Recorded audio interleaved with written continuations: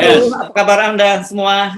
Saya kembali dengan Bung Rocky Gerung. Hari ini hari Minggu nih, akhir pekan. Tapi tetap seru nih kalau kita mengamati media sosial Bung Rocky ini. Trending topiknya ini rame nih. Masih Pak JK yang takut kritik pada Presiden Jokowi. Kemudian soal Din Samsudin yang dilaporkan oleh GAR ITB, Gerakan Anti Radikal ITB juga jadi trending topik. Dan satu lagi ini mundur, Pak Lurah mundur lah.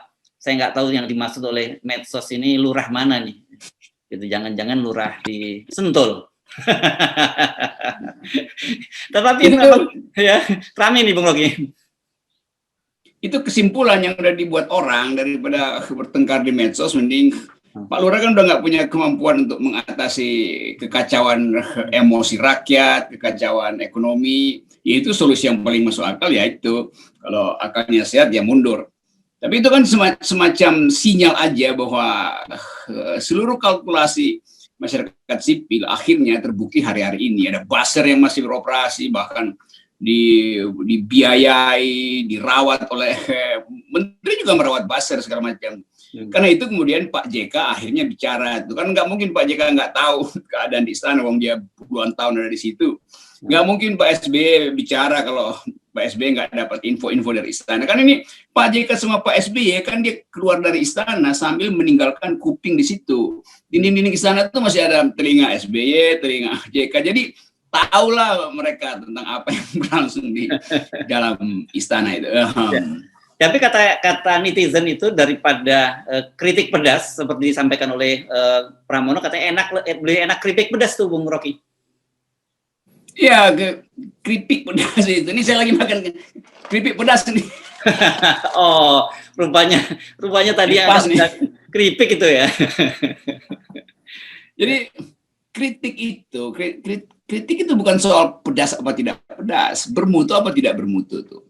Nah, yang bermutu pasti pedas supaya bisa langsung terlihat inti kritiknya. Kan kita nggak bisa kritik dengan pleonasme, dengan eufemisme. Itu kan pertanda bahwa kita ragu-ragu untuk memberi kritik. Kritik itu harus frontal supaya betul-betul objeknya menghasilkan pikiran baru tuh apa yang dikritik gitu. Kalau kita cuma separuh-separuh itu kayak pelengak-pelongok, nggak ada kritik yang pelengak-pelongok. Kritik itu ada tatap mata orang, beri pendapatmu tuh, ajukan dalilmu tuh, baru ada pembicaraan. Kalau pelengak-pelongok ya nggak bisa masuk di kepala, dan kuping kiri kuping kanan itu bolong dua-duanya. Jadi sebetulnya kita sebut kritik itu dalam upaya untuk mengurai. Kata kritik dasar katanya ada kritein, artinya mengurai. Nah kalau mengurai sambil separuh-separuh ya itu makin kusut kan. Itu ya. Intinya.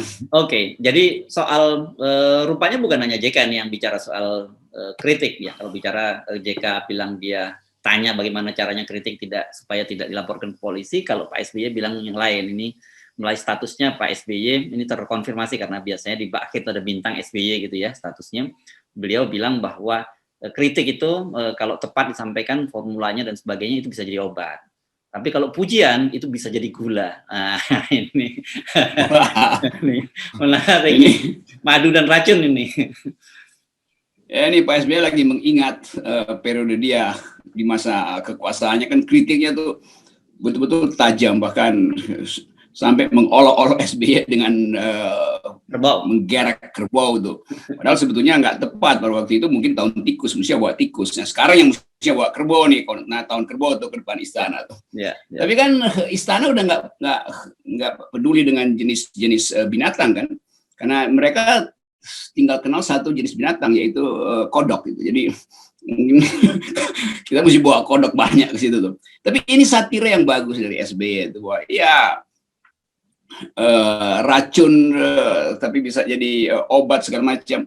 Nah bagian ini yang nggak dikenali oleh istana itu, dan juru bicara presiden, menteri, para pengasuh buzzer ini masih menganggap enggak, kami tidak menghina, kami melakukan profesi. Tetapi kita tahu bahwa kemampuan kekuasaan itu sangat diandalkan pada perbasaran ini. Bahkan ada peternakan buzzer di istana. Karena nggak ada kalimat efektif datang dari presiden, datang dari jubir segala macam. Semuanya kalimat defensif. Maka kita tahu supaya istana itu maksimal, opini publiknya, ya dia pakai buzzer. Dan buzzer itu yang justru menghalangi pikiran yang jernih dari para kritisi. Itu yang sebetulnya disebut oleh Pak JK maupun Pak SBY. Ya Pak JK memang lebih satirinya lebih berbahaya tuh, karena langsung ditusukkan ke kepala presiden sebetulnya tuh, dengan menanyakan apa yang mesti dilakukan supaya nggak ditangkap. Nah itu kemarin kita bicara bagaimana kalau presiden keluarkan SK, apalah namanya, perpres apa-apa, yaitu tutorial tentang cara mengkritik gitu, supaya masyarakat paham tuh. Jadi nanti ada kepres tentang cara mengkritik, itu untuk menghindarkan kita dari es krim. Menarik ini saya kira, SK atau itu mungkin perlu diatur setingkat menteri atau perpres ini, Bung Rocky, kalau dalam penilaian Anda. Itu harus perpres itu, karena ini menyangkut, kita kan mesti rawat marwah dari kepresidenan, supaya tutorial kepres itu 2 tutorial cara mengkritik. Itu gampang aja, simpel aja, mau cuma 3 pasal aja itu. Yang isinya sebetulnya ya 1, pasal 1, jangan mengkritik dengan cara tidak Pancasilais. Pasal 2, ikuti cara-cara Idi Amin. Pasal 3, ingat pesan Mao Zedong. Udah cuma 3 pasal. Oke. Saya mungkin bagi yang tidak mengikuti, saya cuma mengingatkan kalau yang dimaksud dengan Bung Rocky tentang Idi Amin itu kemarin muncul meme ya, gitu, yang dia dalam bahasa Indonesia dia kira-kira menyebutkan begini. Di sini ada kebebasan berbicara, tetapi tidak dijamin ada kebebasan setelah berbicara. itu berarti masuk pasal kedua. Sementara kalau Mao Zedong itu kan Mao Zedong itu kan berkaitan dengan biarkan 1000 bunga bermekaran. Tapi kalau nggak salah biar 100 bunga bermekaran gitu ya, Bung Rocky ya. Tetapi setelah itu bunganya dipetik gitu. Nah ini bahayanya kita. Ya. Kalau ini buzzer masih terus beroperasi, dan kan kita tahu bahwa digital kita selalu ada algoritmanya. Nanti dulu waktu kita ketik Pinocchio muncul wajah Presiden Jokowi itu kita nggak sengaja, karena algoritma bilang begitu kan. Sekarang nanti kalau kita ketik Presiden RI, nanti munculnya wajah Idi Amin, munculnya wajah Mao Zedong.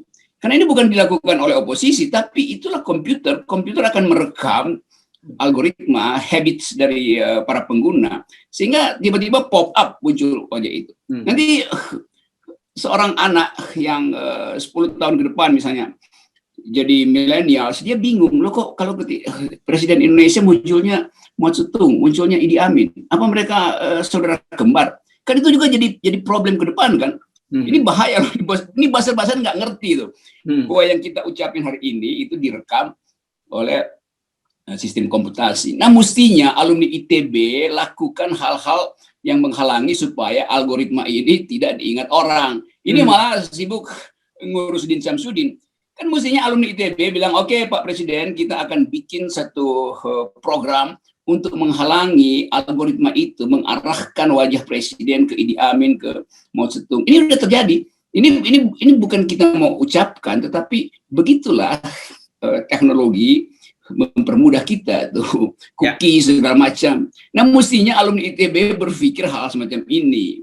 Misalnya jangan mantau Din Syamsuddin, jangan pantau lah apa yang ada di bawah gorong-gorong. Kalau bisa alumni ITB kasih CCTV di gorong-gorong tuh, supaya presiden dan menteri-menteri nggak perlu capek-capek masuk gorong-gorong. Itu fungsi dari alumni ITB. Saya mau kasih pesan-pesan bijak aja di hari Minggu ini. Ya, karena udah berbahaya ini, sudah mulai diplesetkan ini. ITB itu bukan Institut Teknologi Bandung, tapi Institut Teknologi Buzzer. Bukan ini downgrade sekali ini kan. Iya, apalagi institut tukang bohong itu atau macam-macam gitu kan. Itu terekam terus, jadi jejak ini nggak bakal hilang.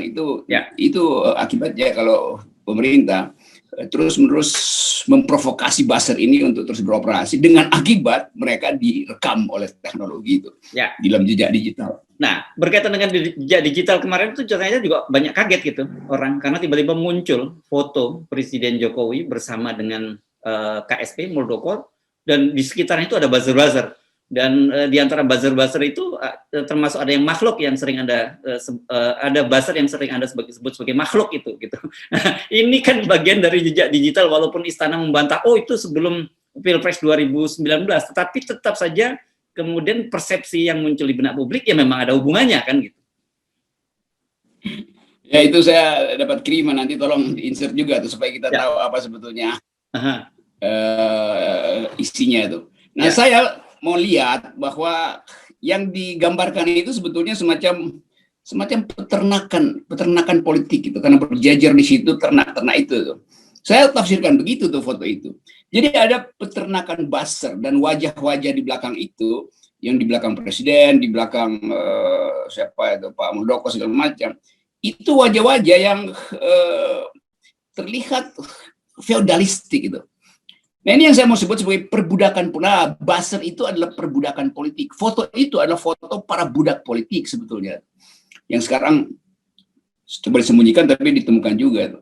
Nah kita tahu bahwa buzzer ini kan, kalau budak itu dia dikebiri supaya dia tidak mengganggu putri-putri raja itu, budak dalam era perbudakan. Jadi dia dikebiri itu, budak-budak itu. Sehingga kita tahu ada istilah unus testis, nullus testis. Satu testis, satu buah sakar itu bukan buah sakar, karena buah sakar harus dua. Nah budak itu, buah sakarnya tinggal satu, atau bahkan tidak ada. Karena itu dia dibikin mandul, budak itu. Itu budak di zaman 1000 tahun lalu tuh. Sekarang budak politik kita hari ini itu yang disebut buzzer, yang dikebiri bukan buah sakarnya, tapi lobus frontalnya tuh, bagian otak yang harus membuat analisa, kritis, memori, perilaku, itu namanya lobus frontal. Nah, dia dikebiri.